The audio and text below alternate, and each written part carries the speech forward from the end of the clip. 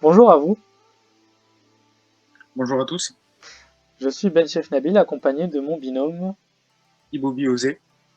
Nous allons désormais vous présenter notre projet de programmation concernant l'UE de réseau. Ce projet consiste à créer un analyseur de protocole réseau offline. Par rapport aux objectifs et buts, on voulait que notre analyseur de protocole réseau offline puisse prendre un fichier trace qui contenait déjà des octets capturés sur le réseau Ethernet.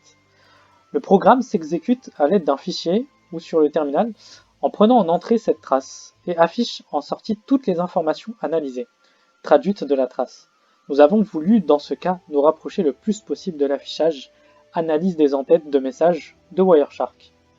Notre programme est aussi censé s'exécuter sur tous les OS, il est bien sûr cross-platform.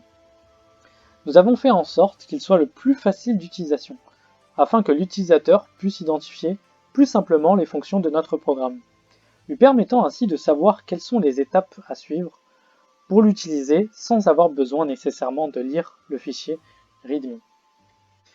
Par rapport aux contributions, j'ai principalement participé à la création de la vidéo, mais aussi à l'élaboration des couches Ethernet et IP. Et moi, Osé, j'ai participé à la partie programmation avec les différentes couches Internet, IP, TCP, HTTP, HTTP, pardon, ARP et ICMP. Et par rapport à la création de la vidéo, je ne me connaissais pas trop et j'ai préféré laisser mon binôme le faire parce qu'il s'y maîtrisait et il était plus apte que moi de le faire. Ensuite, pour parler de le projet, maintenant, nous allons vous présenter, nous allons vous faire un aperçu du projet, une description de nos réalisations et une démonstration de notre analyseur. Du coup, maintenant, nous allons parler du code. Comme je l'ai dit dans le fichier README, nous avons deux fichiers dans notre dossier projet réseau, dans protocole et trame. C'est-à-dire, le fichier trame contient des traces de trame Internet. Je vais rentrer dans la trace ARP .txt où nous avons sur la gauche les valeurs des offsets séparées par des espaces, quelques espaces, et ensuite suivi par les valeurs d'octelu. Ensuite, on a les valeurs textuelles qui ne sont pas ici nécessaires et qui ne sont pas à prendre en compte dans notre analyse et par notre analyseur. Ces différents fichiers ont été récupérés via Wireshark en réalisant juste des simples copies.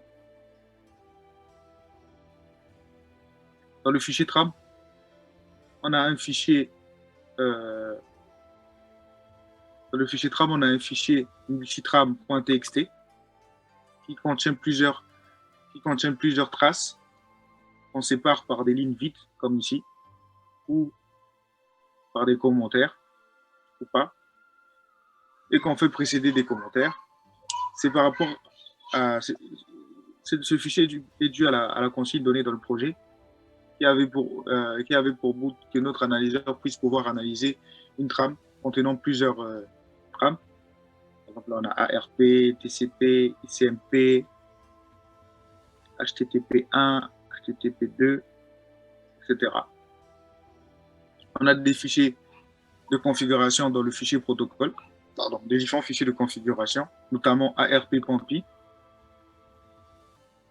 où l'on retrouve le nom du fichier ARP, le format de l'entête, ici, qui est ARP, format de l'entête,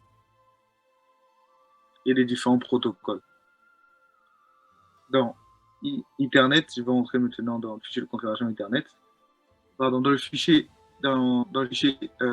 IP, d'où Internet, la version IHL nous permet de calculer avec les octets lus la taille de l'entête. On retrouve également une liste de transformations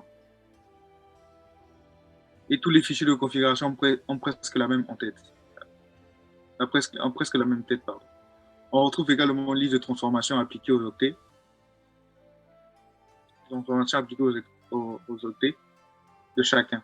Par exemple, le champ type, par exemple, le champ type dans ICMP, pardon, par exemple, le champ type dans ICMP, dans le fichier de configuration ICMP, sera converti en hexadécimal.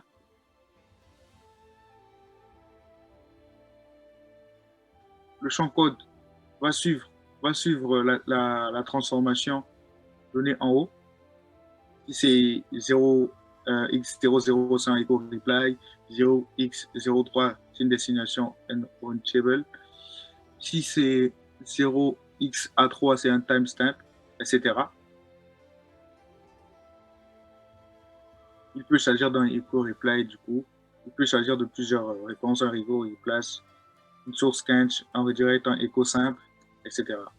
La transformation appliquée à l'octet correspondant au code sera la concaténation, ici on en appelle concanate, la concaténation de la séquence, c'est-à-dire de l'affichage de l'octet en hexadécimal, plus entre parenthèses le type spécifique du message ICMP. Voilà pour un aperçu du projet. Maintenant, pour la description du projet, je vais parler de l'analyse de notre analyseur. Je vais rentrer dans le fichier analyseur pour appuyer.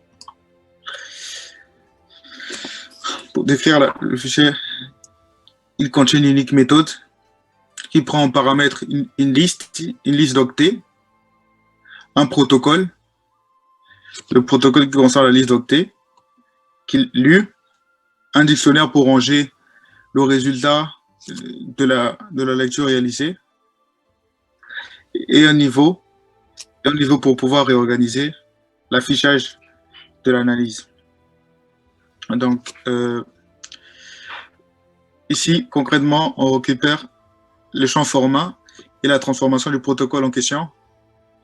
Ici, cette partie, on récupère les informations sur les configurations et les protocoles, et notamment les protocoles encapsulés et les informations sur la taille des options. Ce sont des informations très classiques.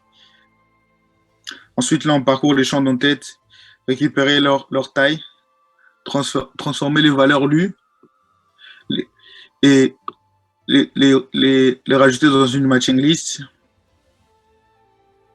Ensuite, positionner les valeurs des protocoles encapsulés en fonction des valeurs lues. Ensuite, on calcule la taille des options. Ensuite, on rajoute, calcule la taille des options, rajouter la taille dans le dictionnaire donné en paramètres. Et ensuite, ici, on réalise un traitement récursif sur l'analyse du sous-protocole, c'est-à-dire le protocole encapsulé. Selon que le sous-protocole a été récupéré. On peut le constater ici. Je vais vous montrer. Avec Ethernet, non? Voilà. Avec Ethernet, là, on a un sous-protocole Ethernet qui peut encapsuler un IP, un ARP ou un RARP. Si c'est 0800, c'est un IP. Si c'est 0806, c'est un ARP. Si c'est 0x8035, c'est un RARP. Donc voilà pour la description du projet. Ensuite, pour la démonstration de notre analyseur, nous allons exécuter le mail avec le nom du fichier que j'ai choisi dans les trames au format .txt qui est tcp2.txt. peut aussi être tcp1.txt pour vous montrer. Du coup, je vais exécuter depuis mon terminal. Du coup, ici, la particularité, c'est qu'il faut avoir une version de Python 3. Toutes les versions de Python 3, notamment Python 3.9, Python 3.7, etc. Du coup, pour exécuter, j'applique la commande que j'ai expliquée dans le README. Python 3.9, espace main.py, avec le nom du fichier tcp1.txt. Là, on a différents protocoles. On voit qu'on a Internet, on calcule IP, ici on calcule TCP.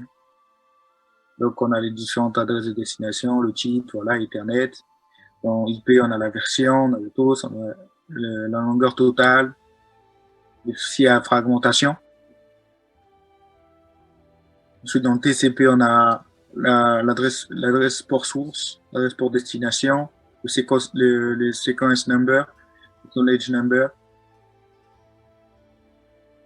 On a Windows, on a le checksum, important. Et ensuite, on a les options. Ainsi, voilà la fin de l'aperçu, la description et la démonstration du projet. Maintenant, nous y retournons dans nos slides. Pour conclure, nous pouvons dire que cela nous a permis de reprendre pas mal de notions que l'on a vues au cours de cette année en réseau et de mieux les comprendre, en vue de l'examen qui arrive. Nous trouvons vraiment que ce projet a été un bon moyen afin de mettre en synthèse notre compréhension du cours. Le travail à distance, surtout en période de confinement, nous a un peu déstabilisés.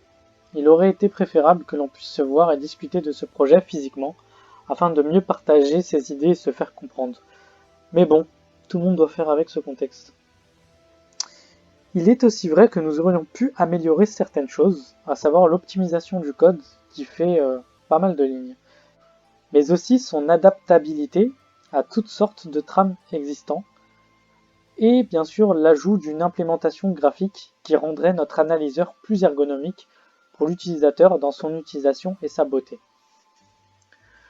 Le rendu est assez original puisque c'est le premier projet nécessitant quelques compétences en montage vidéo et upload sur YouTube. Cela nous a permis de découvrir ou bien nous refamiliariser avec cela. Merci à vous de nous avoir suivis. Merci à vous également et bonnes vacances.